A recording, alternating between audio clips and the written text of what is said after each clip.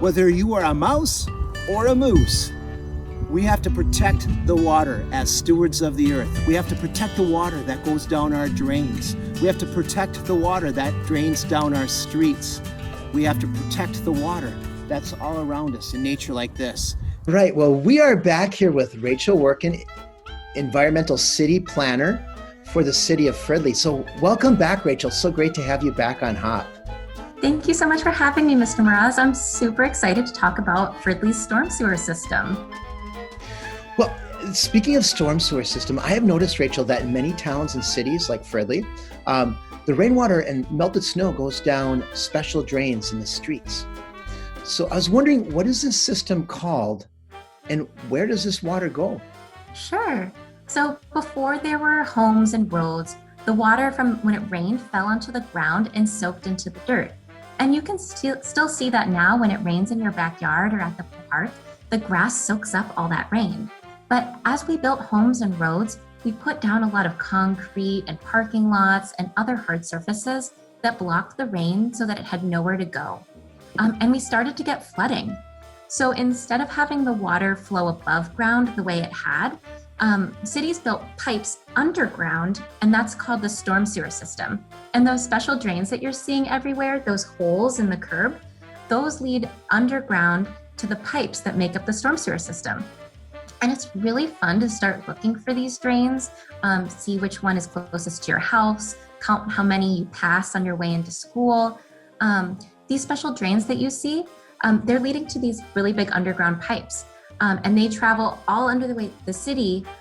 Some of them are small, like only 2 feet tall or 2 feet wide, but some of them are really big, over 6 feet wide. So you and I could walk through them. Wow. And it's all bringing the rain that falls on the road to our lakes, rivers, and ponds. Wow, that's fascinating. Tunnels under our streets where all the water is leading to the nearest body of water, right? Yes, that's correct. So now, does this water from our streets, does it get cleaned like the wastewater from our homes, like from our toilets and sinks and showers and things like that? Or what happens when it goes through these pipes? Does it go to like a wastewater treatment facility, or where does it go, or what happens to it? Yeah, that's a great question. So in addition to the storm sewer system, there's another series of underground pipes that's called the sanitary sewer system. So all the water you flush down your toilet or your kitchen sink, that goes to this whole different set of pipes, which goes to a wastewater treatment facility. So when you flush your toilet in Fridley, all of that water travels through the sanitary system underground to a wastewater treatment facility in St. Paul, in downtown St. Paul, where it's treated and then discharged into the Mississippi River. But your storm sewer pipes go directly to lakes, rivers, and ponds here in Fridley, usually without being treated. So usually if you see something go down one of those storm drains, it's going to wind up in one of our water bodies. The good news is there are some ways to treat that water locally using things like rain gardens, but it's not super common.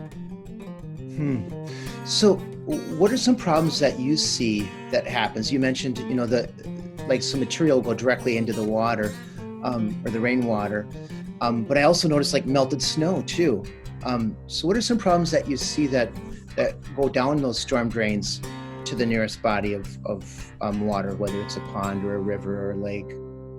Yeah, so pretty much anytime something that isn't water goes down the storm drain, it's a problem. I like to think that if you wouldn't want to drink it, don't put it down the drain. As we end part 1 of protecting our water, think about what Rachel said.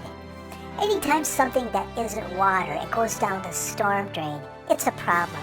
I like to think if you wouldn't want to drink it, don't put it down the drain.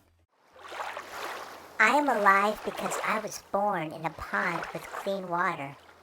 If the water would have been polluted, I would have died. In every part of my life cycle, I depended upon having clean water. I can't wait until the next HOP episode when we learn more with Rachel about protecting our water.